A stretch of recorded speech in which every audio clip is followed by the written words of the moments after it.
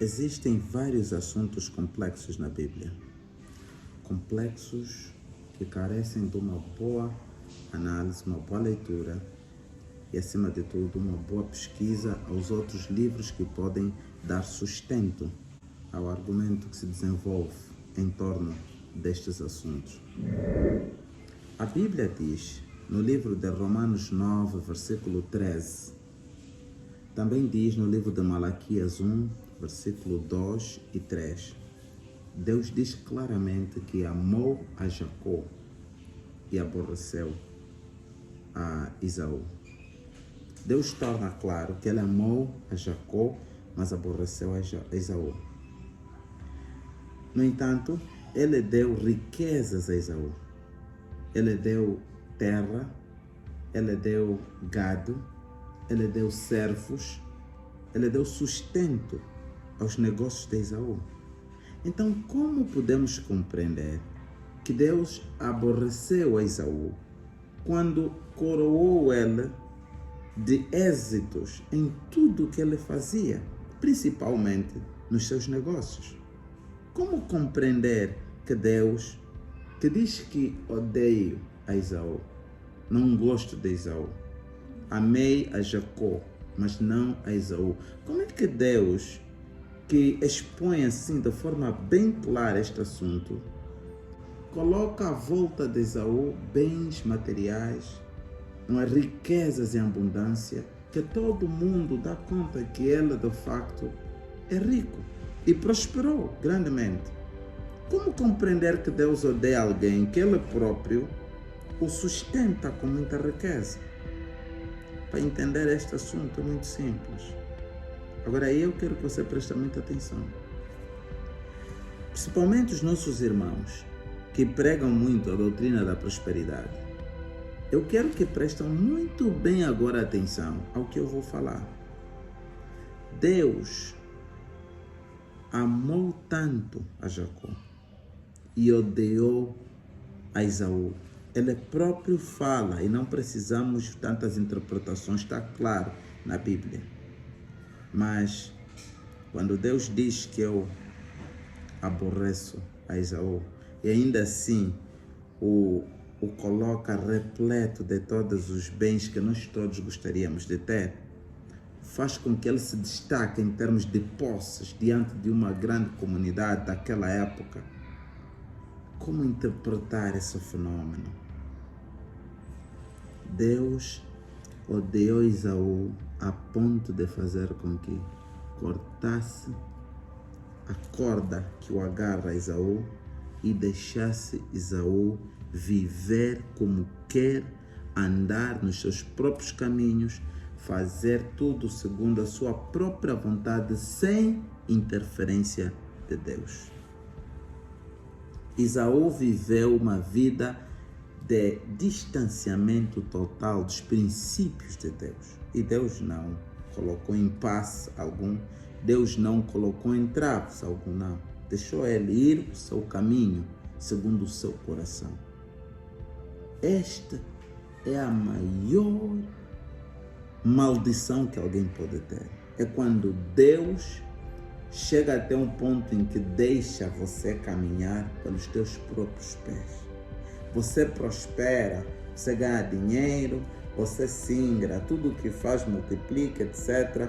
E vai a ideia de que tudo aquilo Deus é quem te deu. Primeiro, é só para lhe dizer, Deus não morreu para que tu fosses rico. A essência da morte de Jesus não é para que tu prosperasses no que tu pensas que prosperas, como os bens materiais, compra de carros, criação de empreendimentos. Não é isso, não é esta a essência da morte de Jesus. Para Deus pode usar riqueza, pode usar tudo para te atrair para mais perto dele. Deus pode usar tudo para salvar você do pecado. Pode ser a riqueza ou qualquer outra coisa Deus pode utilizar. Mas ele não morreu na cruz do Calvário para que te tornasses próspero nos teus afazeres no campo profissional ou quando acumulas alguns bens materiais, que a própria Bíblia diz que o acúmulo disso também é pecado. Então, como entender que Deus amou Jacó? Deus amou Jacó de tal sorte que teve que sofrer, padecer, se humilhar, se sacrificar, se esforçar para aprender com sofrimento as mais nobres lições desta vida relativas ao êxito, ao sucesso e à prosperidade no sentido real, para que amanhã, quando conseguisses bens materiais, não enchesse o coração de orgulho e avareza para deturpar a justiça divina diante dos seus semelhantes. Jacó sofreu para ter um animal, sofreu para acumular riqueza, sofreu para suster os seus filhos, sofreu para andar de uma região para outra, sofreu.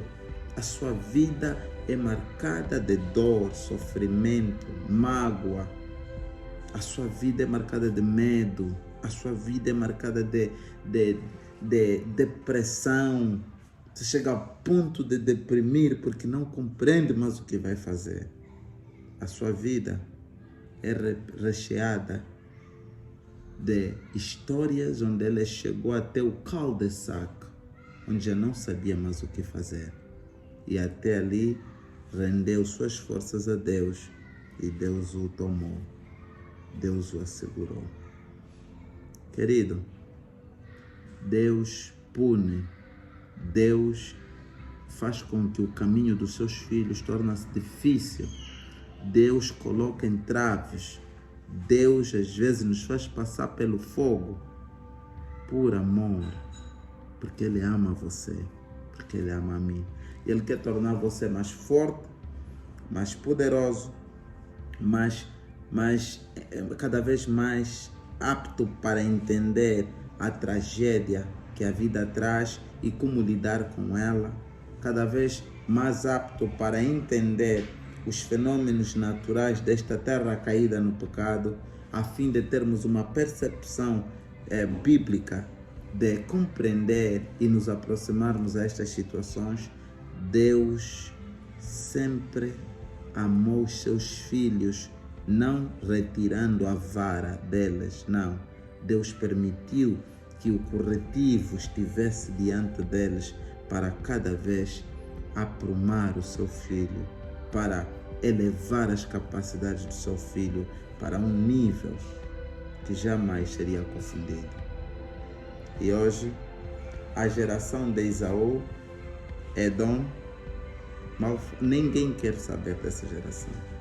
Não tem registro nenhum que nos faz nos apegar a ela, não. Pelo contrário, o legado deixado por Jacó até hoje, somos todos chamados bênçãos por causa do que Jacó fez, por causa da dor que ele aguentou, por causa da trajetória difícil de sua vida, por causa da confiança nos momentos difíceis da vida que ele aprendeu a apegar-se aos braços do seu pai. Amados, se estás a passar por uma dor, por uma dificuldade, Deus pode permitir que a dor te toque.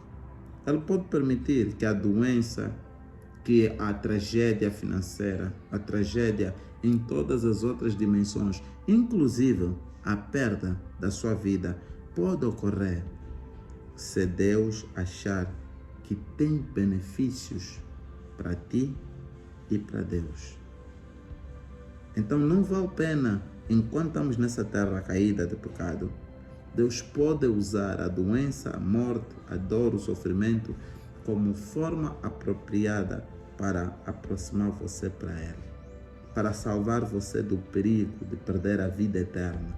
Deus pode usar o que Ele bem achar ser necessário para salvar o filho que Ele ama. E quando Deus largar você, não há tragédia comparada a esta. Procura estar próximo do Senhor. Agradeça pelas lutas e dificuldades muitas das vezes que acontecem na tua vida. Agradeça pelos desafios que tornam você maduro e apto para ser chamado um filho experiente de Deus. Deus te abençoe. É minha oração para você. Amém.